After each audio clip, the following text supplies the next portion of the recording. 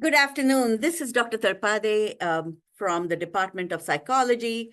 I have been teaching at Clark Atlanta for the past 25 years, and I teach research. And so today the topic is, and I'm going to share my screen right now, is turning your passion and ideas into research, or in other words, igniting your passion through research.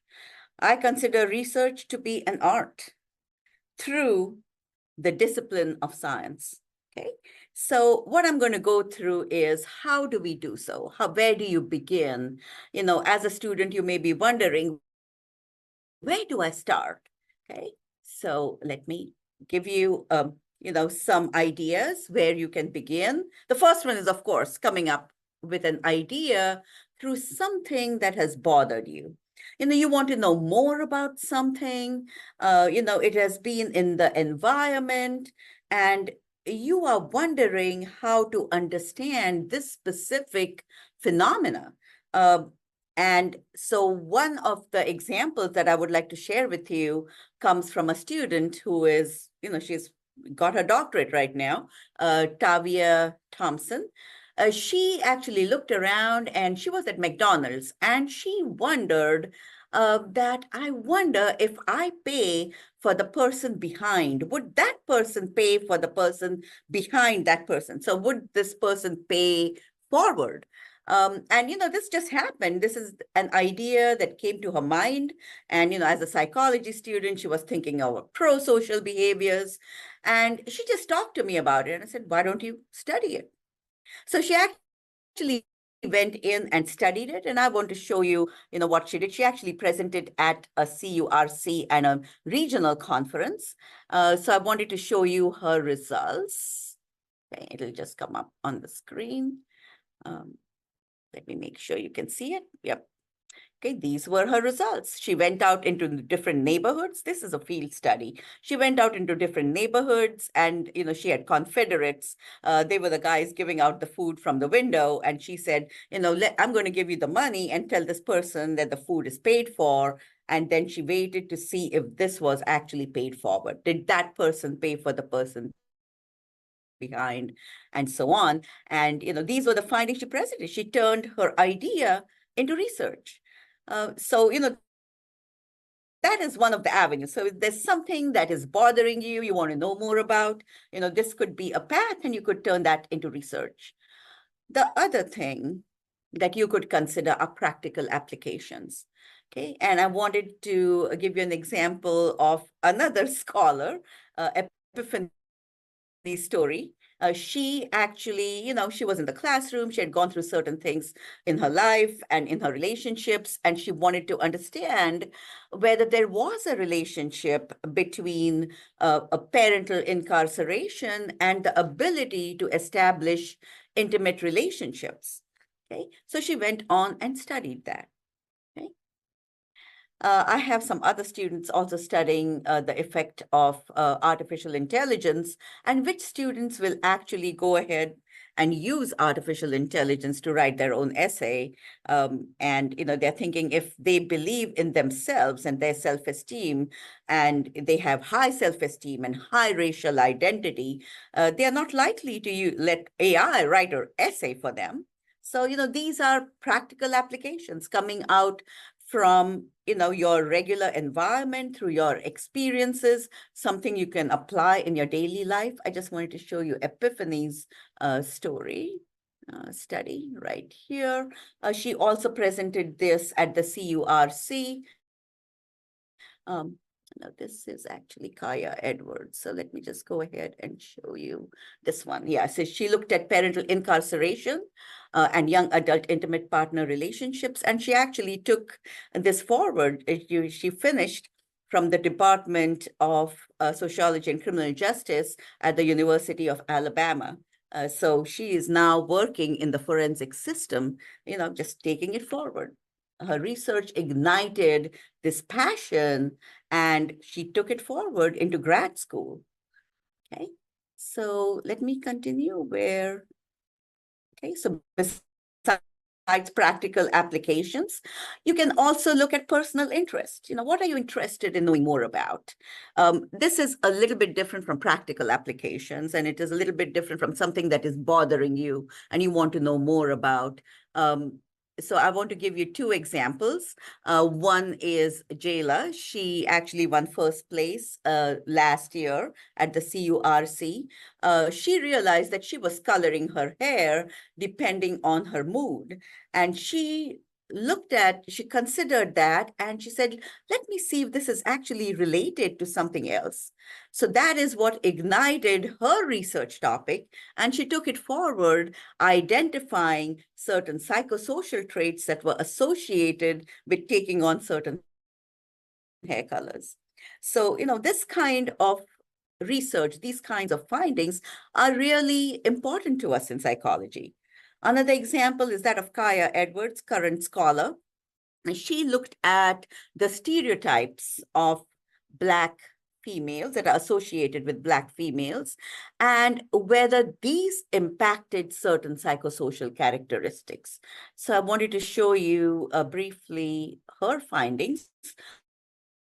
She presented this also at the CURC and at the regional conference, and it got a lot of traction. So people were really interested in her work, and she's actually going to take this forward. She's, she looked at the depression as a result of these stereotypes amongst Black females. And like I said, she's going to take this forward using a mixed methods. Okay, all right, going along. The other thing is your subfield of interest.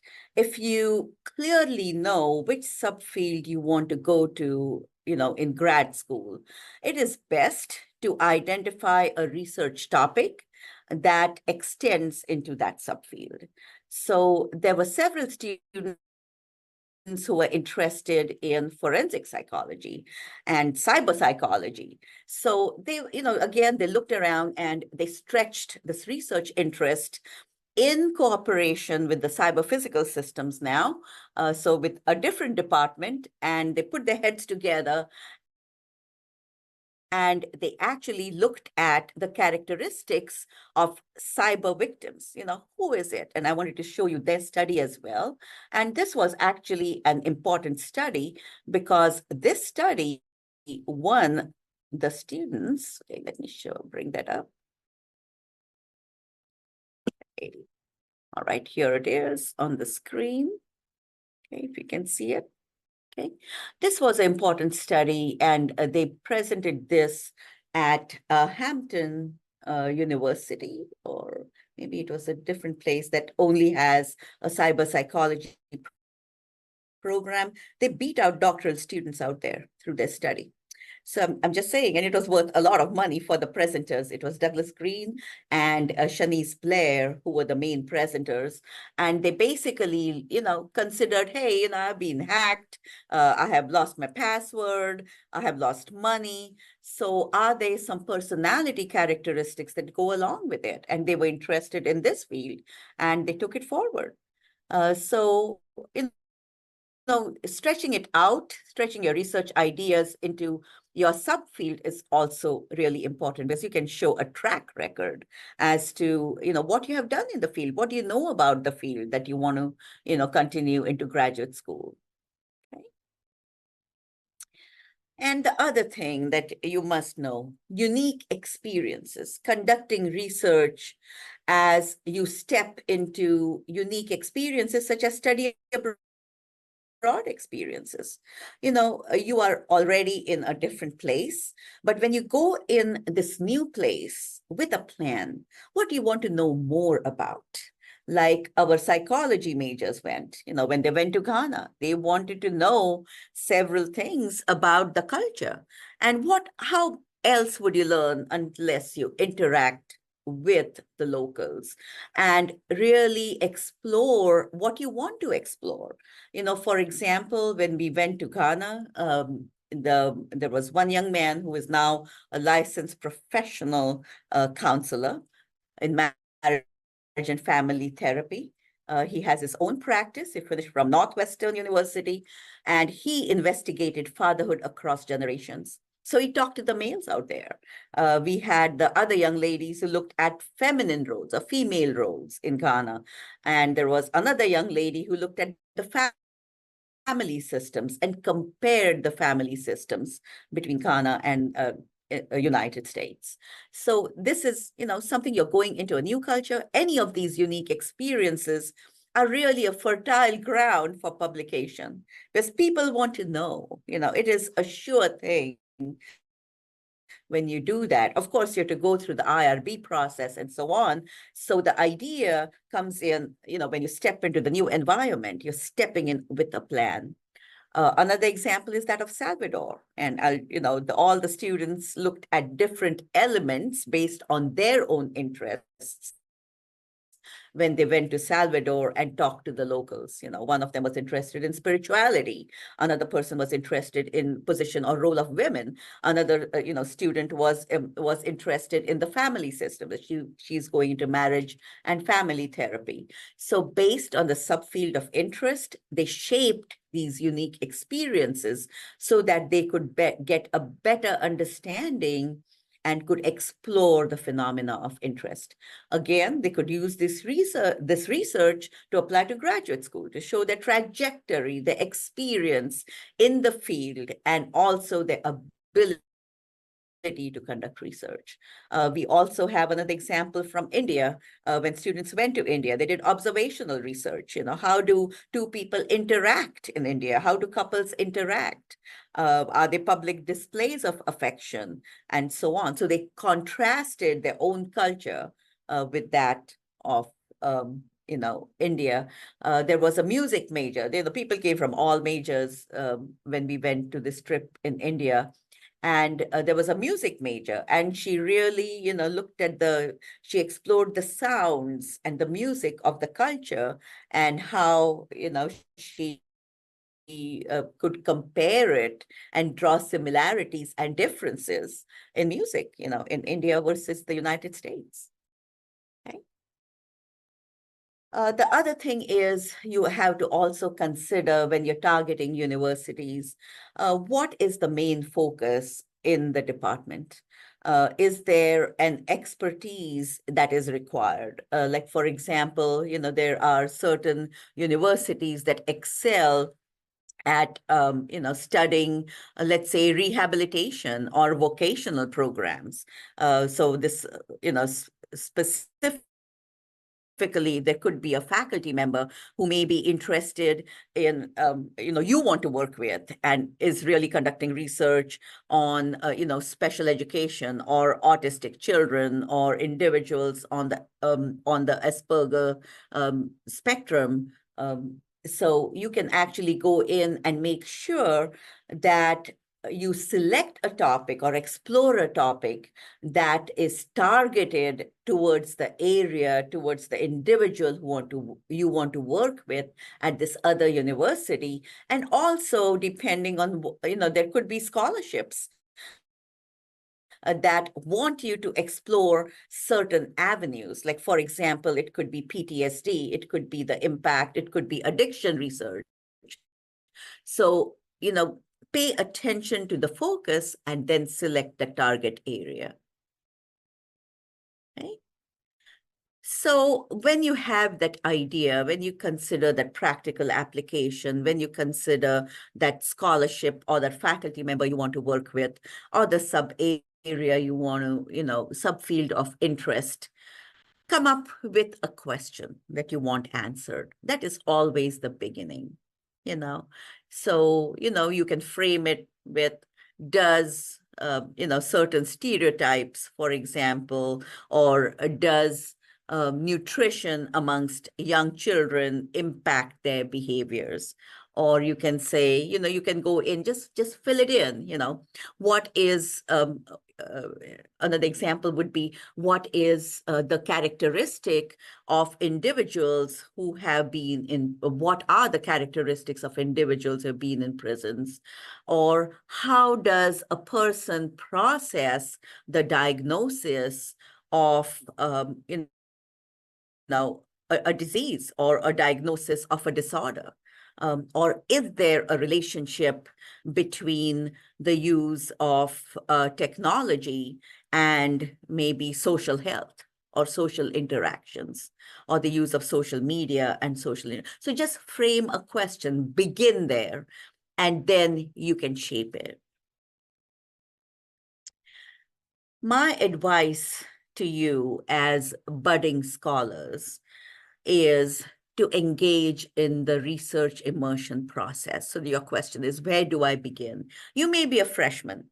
Research is important because everybody has been telling you that. If you look at Bloom's taxonomy, it sits at the topmost pinnacle of Bloom's taxonomy, where you create your own product.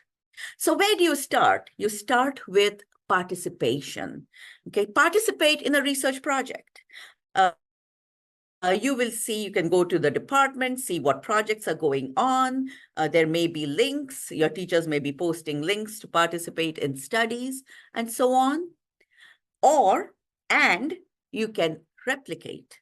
Take a study that interests you, that you read about, and replicate it. Okay.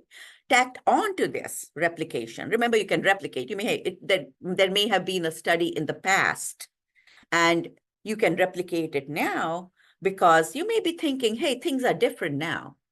For example, there was a study that, it was an observational study that looked at when couples are crossing the road, who will scan the road first? Is it the male or the female? So this was done in the 60s. Now you may be thinking, hey, things are different now. So you may want to replicate it and see if you find the same things. Or there is another thing that you can do, which is not on the screen. It is called partial replications.